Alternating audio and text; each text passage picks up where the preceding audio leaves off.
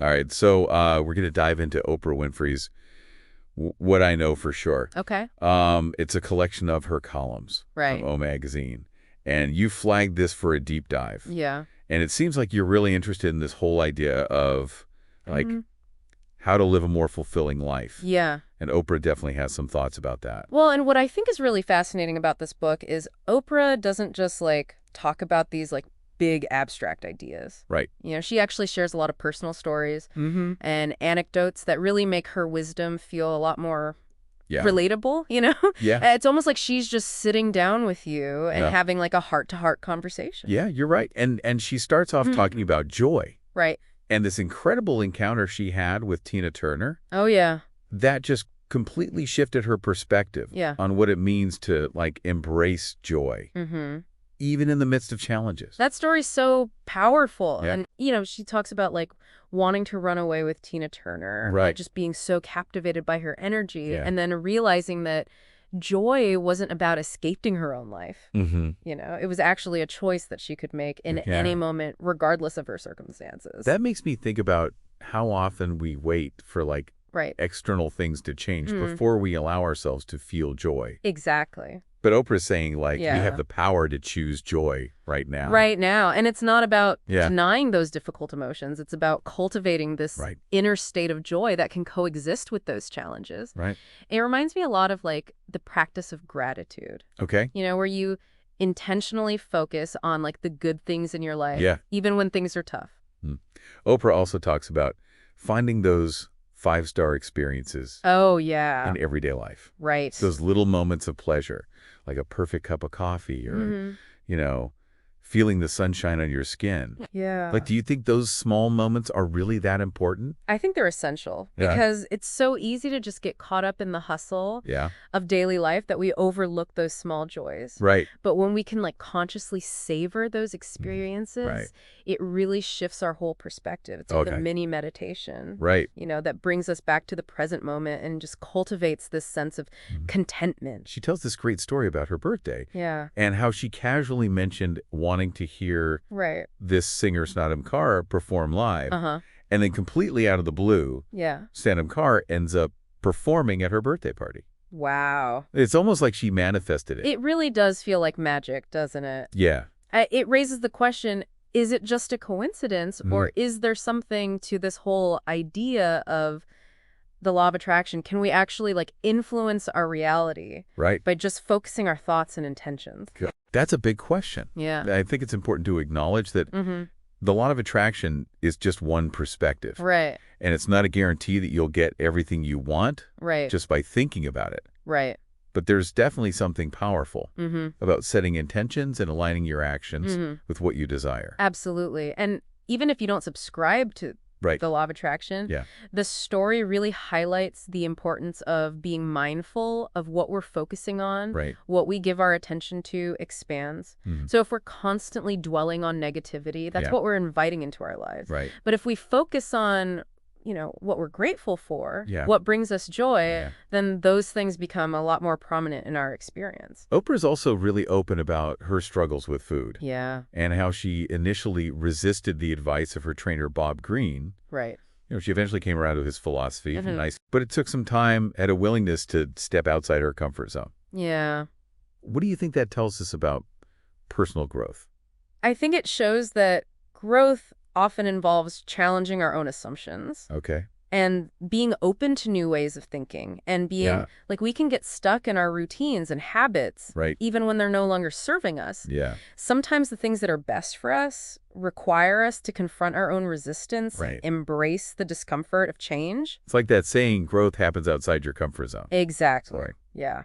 And Oprah also talks a lot about the importance of connection. Yeah.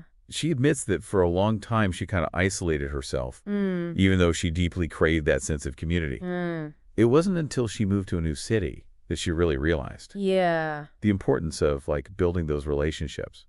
That really resonated with me. Yeah. I think it's so easy to fall into that trap of thinking Yeah. we can do everything on our own. Right. But we're wired for connection, as humans. We need to feel that sense of belonging Right. and community. Yeah. And Oprah's experience really highlights how important it is to Yeah. put ourselves out there and cultivate those connections, Yeah. even if it feels a little daunting at first. It makes me wonder if sometimes we avoid connection Yeah. because we're afraid of being vulnerable. I think that's a big part of it, yeah. Yeah. We're afraid of being judged or rejected or hurt. Right. But the irony is that by closing ourselves off, Right. we actually miss out on the joy and support Yeah. that come with genuine connection. Right. And she even shares this really beautiful anecdote Yeah. about Bibe Winans singing to her during this really difficult time. Oh, wow. And it really illustrates the healing power Yeah. of authentic connection. Like, you don't need a romantic relationship Right. to experience that, to found love and support. That's so true. Love takes so many forms. Yeah. You know, the love of friends and family and mentors, even strangers. Right. It's about recognizing those connections Yeah. and allowing ourselves to receive that love and support. Oprah also talks about her fear of flying over the ocean. Okay. And she shares this really intense story about being on a plane Uh-huh.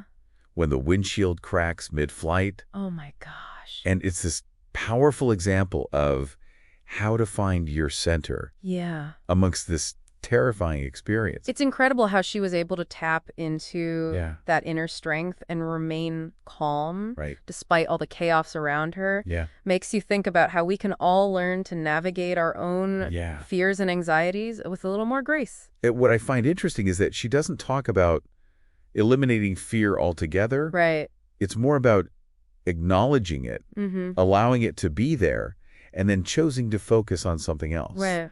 Like her breath or a calming thought. That's such an important point because we often try to pull away our fears, Yeah. but that can actually make them feel even bigger Yeah. and more overwhelming. Right. Oprah's approach suggests that it's more about shifting our attention Right. and finding that sense of inner stability, Yeah. even when things feel really chaotic externally. And speaking of inner strength, Yeah. Oprah has a lot to say about personal power. Right. She seems to believe that true power comes from our ability Yeah. to make a difference in the world. Absolutely. And she backs up this belief with all these compelling stories. Right. Like the one about Otis Moss Sr., a civil rights activist who walked miles to vote, Right. even though he knew he might face violence. Yeah.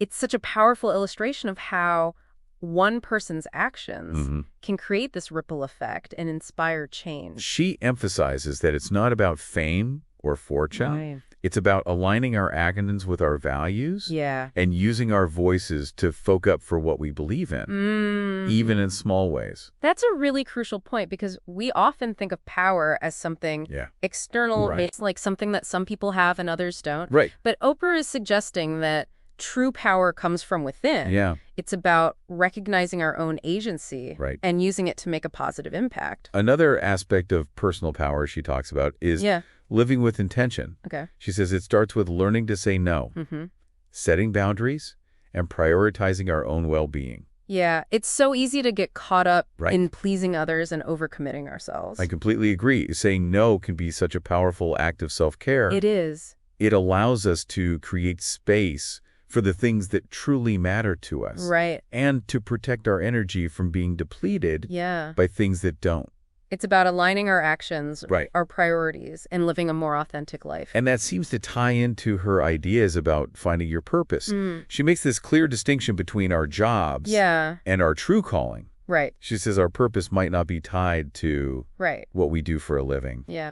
She believes that our purpose is about finding something that lights us up, Yeah. that aligns with our values and allows us to express our unique gifts. Right. It's about finding that sweet spot where our passion and skills intersect. And it might take some time to figure that out. Absolutely. It's not always a straight path. Discovering our purpose is often a journey, not a destination. Yeah. It requires self-reflection, exploration, a willingness to experiment and even to fail. Right. It's about embracing the process and trusting that we'll find our way. Oprah's message about embracing our potential really resonated with me. Yeah.